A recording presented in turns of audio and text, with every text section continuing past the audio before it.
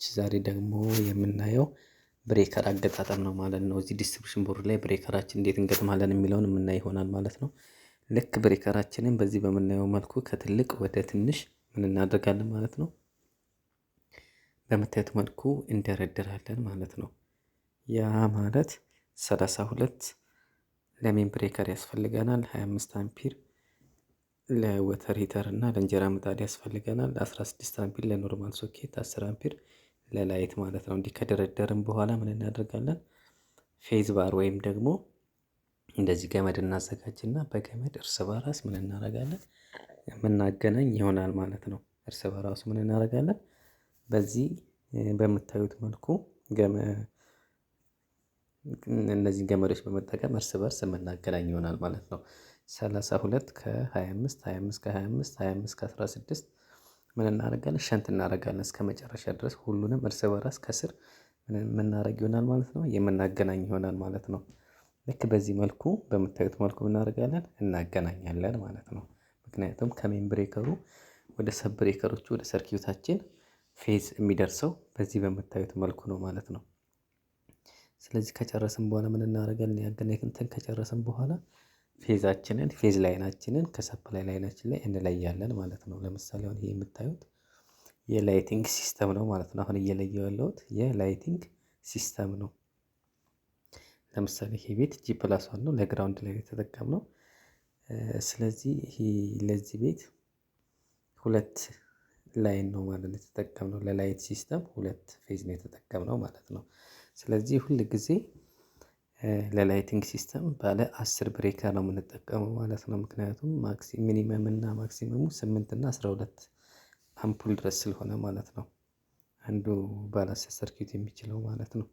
ስለዚህ ሁለት ፌዝ በዛ መልኩ ነው የተጠቀምነው ማለት ነው። ስለዚህ ምን እናደርጋለን? አሁን ይሄ 1.5 ዋየር ቲክነስ ነው የተጠቀምነው። ለምን? ለላይት የሚያስፈልገው እሱ ስለሆነ። ስለዚህ ብሬከሩም ፌዙም ለየብቻ ይሰጣል ማለት ነው። ከዛ መቀጠል ይሄ የምታዩት ደግሞ ሰማያዊ ገመድ ባለ 4 ነው ማለት ነው። ባለ 4 የት ሄደ ነው? ቦይለር ጋር የሄደ ነው ማለት ነው።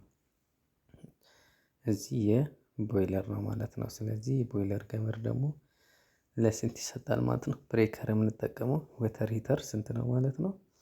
በ25 አምፒር ነው ማለት ነው። ስለዚህ ምን እናደርጋለን? ይሄው እዚህ እንደምታዩት 25 አምፒር ላይ እናስገባለን ማለት ነው። ለምን? ለቦይለር። በመቀጠል ደግሞ ምንድነው? በመቀጠል ደግሞ ከቦይለር ቀጥሎ ያለን ምንድነው? እንትን አለን ማለት ነው። እንጀራ ምጣድ። የእንጀራ ምጣዱንም ለማን እንሰጣለን ማለት ነው? እዛው 25 ላይ እናስገባለን ማለት ነው። 25 ላይ ካስገባን በኋላ ከዛ ምን ይቀረናል ማለት ነው? ኖርማል ሶኬት ይቀረናል ማለት ነው።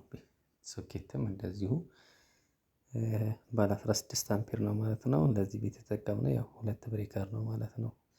ኦቨርሎድ እንዳይመጣ ማለት ነው። ስለዚህ ምን እናደርጋለን? እሱንም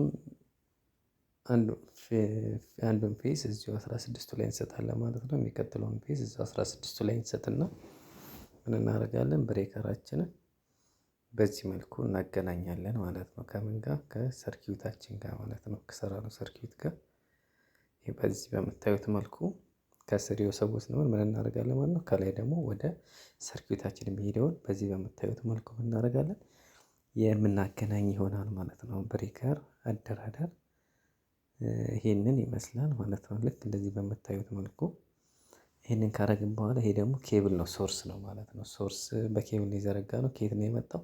ከቆጣሪያችን ጋር የመጣው ማለት ነው። በኬብል የዘረጋ ነው። ኬብላችን በዚህ መልክ ከላጥን በኋላ ምን እናደርጋለን? ከላይ በኩል እናስገባለን ማለት ነው። ምን ላይ ነው ከላይ በኩል የምናስገባው? የመጀመሪያው ትልቁ ላይ 32 አምፒሩ ላይ ማለት ነው። 32 አምፒሩ የምታዩት የለም? 32 አምፒር ብሬከራችን ላይ ምን እናደርጋለን?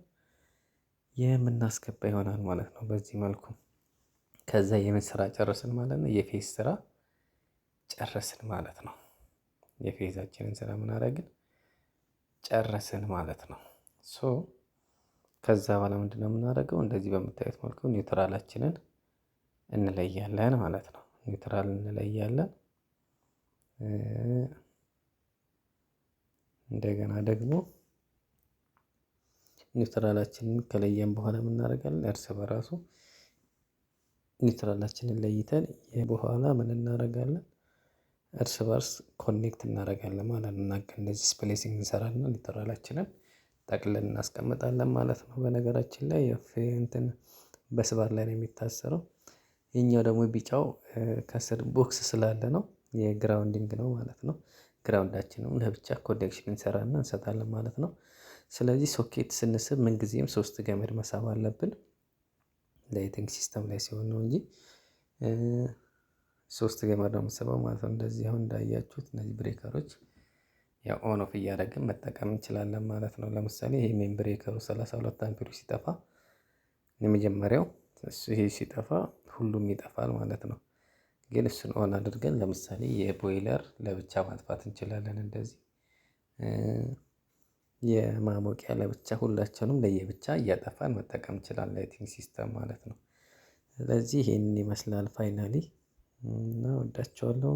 ሰላማችሁ ይብዛል።